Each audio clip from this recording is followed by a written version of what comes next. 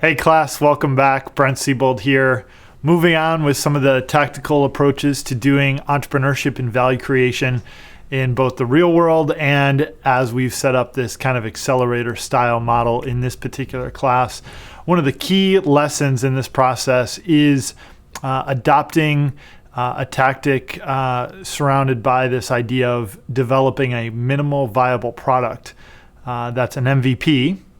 As a shortcut toward learning. And again, remember our REAL acronym: rigorous, evidence-based, action-oriented, but above all else, your key metric in this process is how quickly and efficiently can I learn about the assumption I'm making about both the problem statement and as well as the solution that myself and my co-founders have hypothesized to bring out to the person that needs it most, and that customer archetype is representing a larger beachhead market or market opportunity for, again, you to change the world, make many people's lives much better than they actually are. So an MVP is a tool, it's an experiment, it's a process by which we can minimize the effort, the amount of time, the amount of money, the amount of resources it takes to get to that key component, which is learning, gaining insight about what's working, what's not, the features and benefits. So remember, we talked about your competitive analysis and what makes you unique, those three features or benefits that you're providing that your competition isn't. We need to learn as quickly as we possibly can which features, which aspects of your innovation are going to make that 10x light bulb moment happen for your end user. So I'm going to give you a little history on this concept of MVPs, minimal viable products, because great news for you all is this is relatively new. So I've been kind of studying this methodology for over 2 decades, and this concept wasn't as obvious as it's going to sound here today.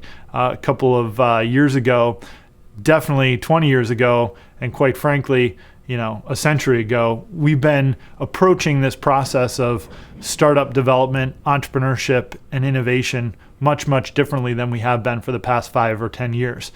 So this is Eric Ries. He was a student just like you not too long ago. You can see he's a young guy, but he was given an investment by one of his professors in Silicon Valley. And one of the asks was that he and his co-founders go through this process of very efficiently testing their assumptions in a very scientific way before they went through the trouble of raising additional money or capital and mass producing or sinking a lot more time and resources into the development of their software product, which is what they were working on. It's called IMVU. It's I think a personal chat app if any of you have used that. But long story short, he chronicled his experience going through this process of, as his book indicates, a lean startup process. In other words, an efficient method of trying to figure out how to deliver value to those people that need it or want it the most. And he coined this term, minimal viable product, within the book. So that's where this term MVP comes from. But basically what I want you to remember about this concept is that an MVP is not a smaller, de-featured version or kind of duct tape version of a more glossy or finished prototype. It's actually a strategy by which you can just make a shortcut in your learning process, cut a few steps out of your experimentation development. So here is actually kind of a literal example of an MVP. Again, it's taking your ego and putting it aside and allowing you and your teammates to go out and test the waters of your target market with very specific customer archetypes in mind, like Sarah, who I introduced you to in prior lectures, and asking key questions about features and benefits. Now, these are what we would call ugly baby prototypes or minimal viable products.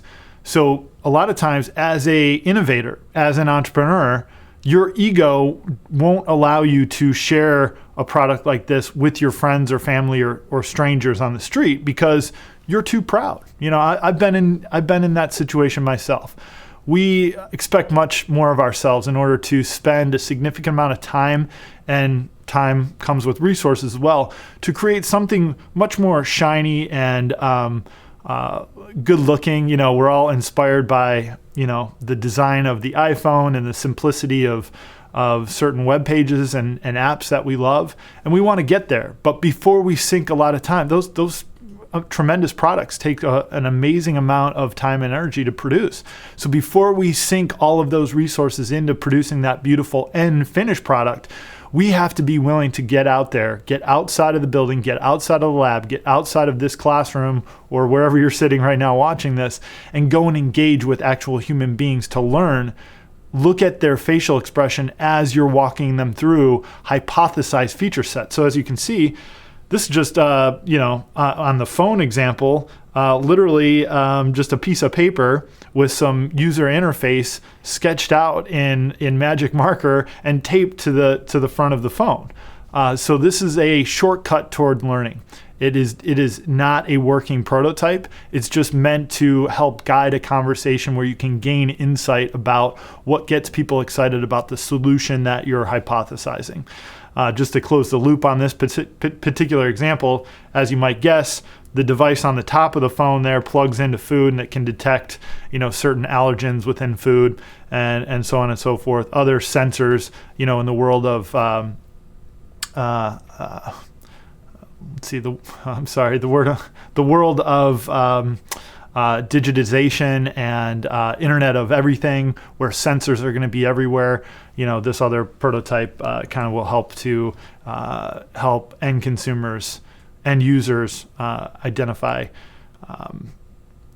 toxins and whatnot. So anyway, those are shortcuts to learning to gain insight. So here's Sarah again. As you can see, she's actually holding the prototype that I just showed you, or the MVP, the very low fidelity prototype, the ugly baby prototype. And the team that was engaging her on the street, as I described in prior lectures, was seeking to gain insight from this interaction.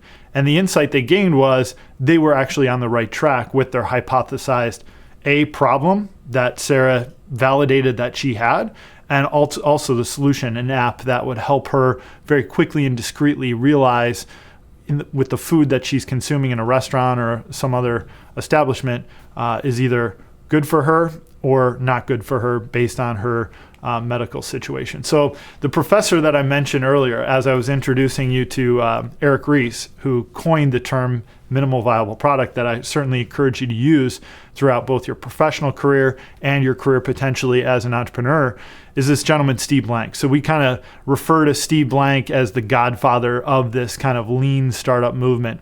And again, he was the one that really helped to articulate this transition from old school ego-driven entrepreneurship, which we would classify as product development, and especially for you engineers in this course, you're very interested in product development because you have the chops to actually develop the product. You technically understand how to get from specification A to output B and everything in between.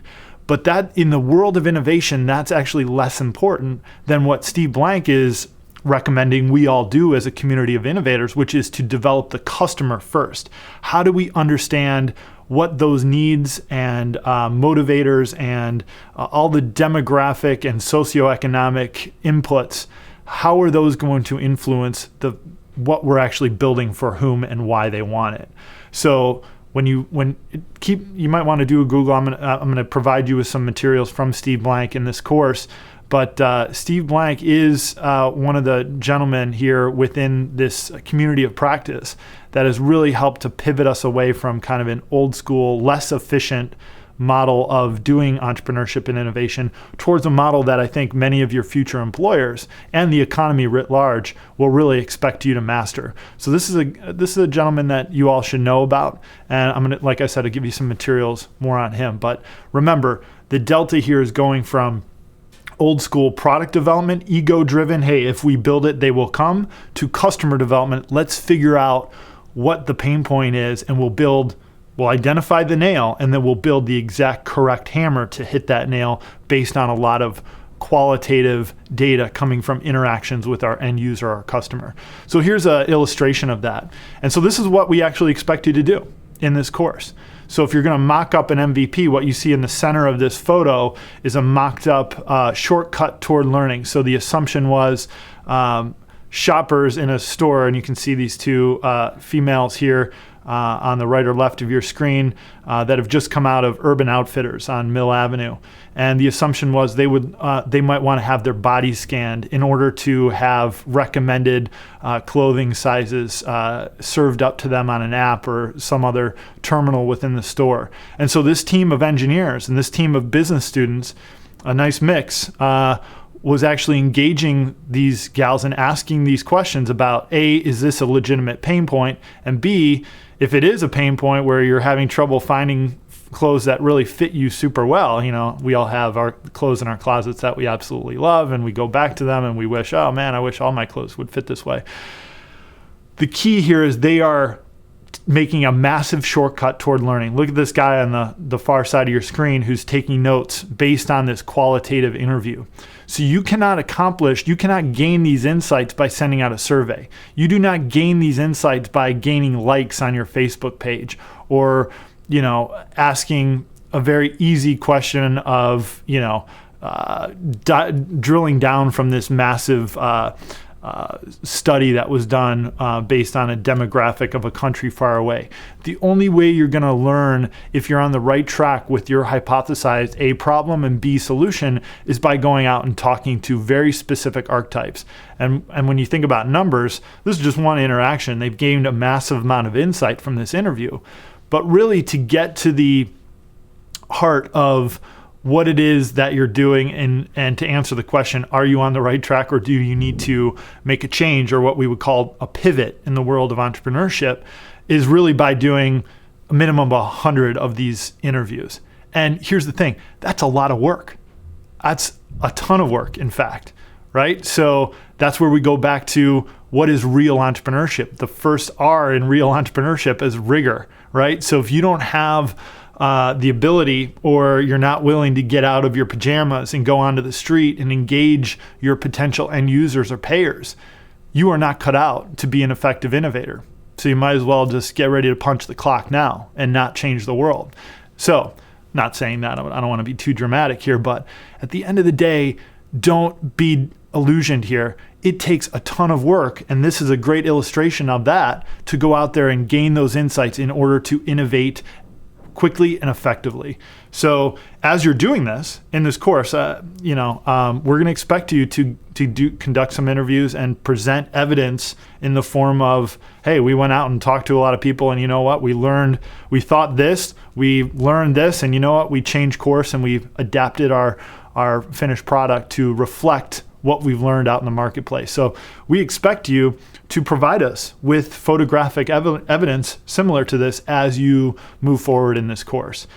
So I just want to add this photo in to make the point that negative data coming from these qualitative interviews is almost more powerful than the positive data. Let me go back, like Sarah here. Now you all want to get a photo of this, right? You want to come in to class and your teammates are all cheering and rah, rah. Oh yeah, we're brilliant. We figured this out, right? So yeah, I might be impressed. Eli might be like, hey, pat on the back, good job. Yeah, you figured out a very unique value proposition that people are excited about. But personally, what we might even be more excited about is the fact that you made a guess, you ran an experiment, you collected data, and the data showed that you were completely off track. I mean, look at this guy's face right in the center of the photo. That is amazing qualitative data that you as an innovator, you as an entrepreneur or an intrapreneur need to be open to collecting. You might be willing to throw this piece of data away because it contradicts your assumptions. It contradicts your ego because your gut is telling you you're on the right track, but this piece of data is telling you you are not on the right track. He could care less about what these two entrepreneurs on the other side of the screen are basically presenting to him. So that doesn't mean they're completely wrong. It just means that they need to be clear that obviously this guy in the middle, or maybe these other gentlemen as well, don't fall into their customer archetype. They don't have the pain point, and if they do, the solution they're potentially proposing isn't a good fit. So the problem solution fit for that particular market segment and that customer archetype are off base. So we need to move on to either a new assumption or just add this data to our data set in order to make very quick and informed decisions about how to proceed. So before we go on to the next module, just want to reinforce that it's very important for you to collect a lot of data via the deployment of minimal viable products. And all of those minimal viable products or prototypes are encapsulated within a very quantitative face-to-face interview. If you can't get face-to-face, the next best is Skype or Google Hangout. The third best is phone, but no email, no surveys, no Facebook likes, none of that social media stuff because it's too easy. And the data you're going to get back is going to be biased. So MVPs are shortcuts to learning by running experiments to gain insight into the motivations and the MO, the modus operandi of your target customer or end user. So let's go do it. It's hard work, don't forget.